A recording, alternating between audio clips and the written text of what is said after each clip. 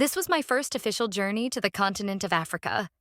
The direct overnight flight from Dulles International Airport in Dulles, Virginia, to Charles de Gaulle Airport in Paris, France, lasted an exhausting 8 hours. I landed in Paris at 7 a.m., facing a 6-hour layover before boarding an Air Afrique flight to Côte d'Ivoire, Abidjan.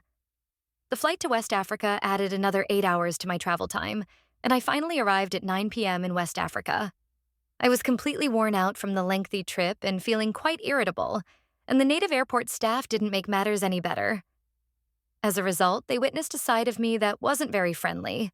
I was greeted by my American contact, along with 2 local native staff members who would assist us with our tasks. We moved efficiently and coordinated our efforts to get the job done, making for a seamless transition. Throughout the process, I noticed 2 native airport staff members lingering nearby as we worked. Once we finished, we all climbed into a couple of small cargo vehicles to head to a secure area where my other American colleagues were waiting. To my surprise, the 2 airport staffers followed us in their vehicle. I found it odd that they were trailing us since they hadn't contributed to our work on the tarmac. As we approached the entrance to the secure area, I was taken aback by the dark and imposing atmosphere, especially with a police officer standing guard, wielding a machine gun. My heart started to race at the sight of such a formidable weapon.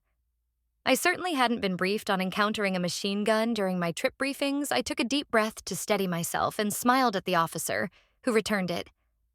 I took this exchange as a positive sign. He carefully inspected my badge hanging around my neck and those of my colleagues before granting us access to the secured area.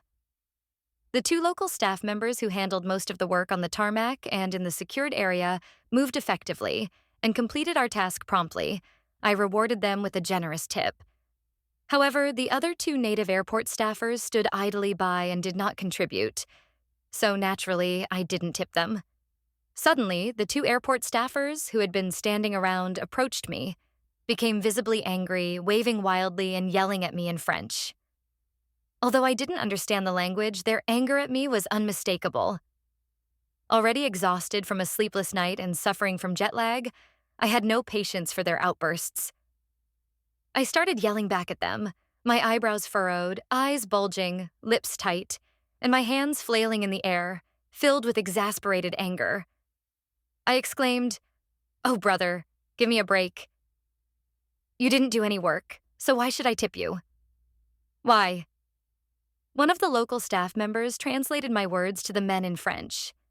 Following my eruption, the men hurriedly jumped onto their cargo vehicle, kicking up a cloud of dust as they sped away along the dirt road. My American colleagues were horrified by my behavior.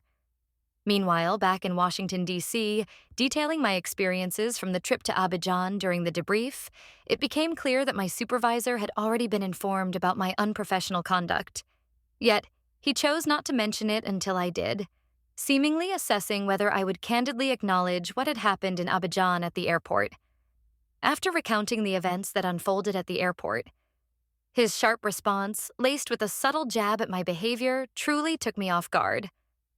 He said, "Mia, we won't send you to the Middle East next. You'll have to hold your tongue and let the men take the lead there. And you'll need to wear a hijab.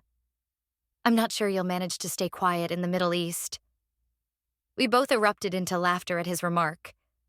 You've been listening to Mia Z. Edwards' Diaries. New stories arrive daily, except Sundays, my rest day. Until then, stay inspired.